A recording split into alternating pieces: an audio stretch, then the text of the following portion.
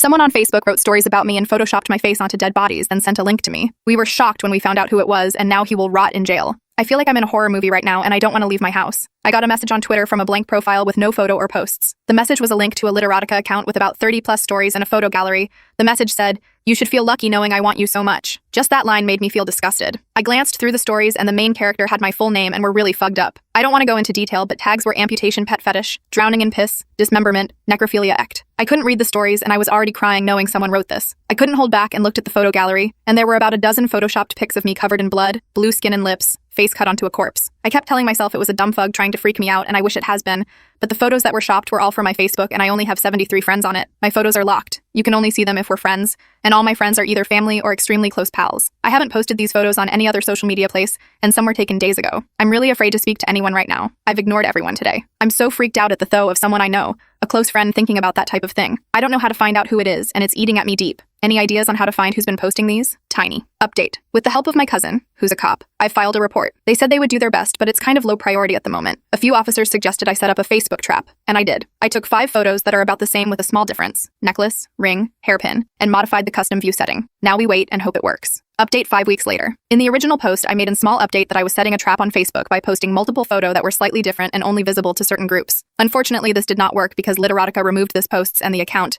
I'm happy it's gone, but I didn't have another way to find out. I tried pushing it out of my mind and took a break from social media. Also, my cousin Dan moved in with after this, and it really helped me feel safe. For about 3 weeks, I didn't go out aside from work and errands, put off friends who didn't know why. I figured it was easier to shut out everyone until I was more comfortable. By this point, I just accepted that it was a fucked up prank or someone else using a friend's account and that I needed to move on. Out of the blue, I get a visit from a girl, Lori. I know her as the off-on girlfriend of David, although this was my first time meeting or speaking to her. David was like a big brother to my cousin Dan. When Dan moved to LA, David let him stay with him until he got a job. David helped him get his first car. David introduced him to his ex-wife and later helped him through the divorce. I always saw him as the nice guy that helped Dan and I through rough times. Lori is crying and having a breakdown on my porch. I couldn't make out a word she was saying through the wheezing and sobbing. She calms down a bit and says she's called the cops on David. Then she told me everything. She had been getting into fights with him after he kept talking about me, bringing me up at inappropriate times. She was convinced he was cheating on her, and she looked at his laptop hoping to find photos or messages. She found screenshots of Literotica stories, photoshopped pictures, and a collection of child pornography videos. My heart breaks just typing this. How can people be so fucking disgusting? He has a 4-year-old daughter. They've found videos of her too. I don't know anything about the arrest other than that he can't afford post bail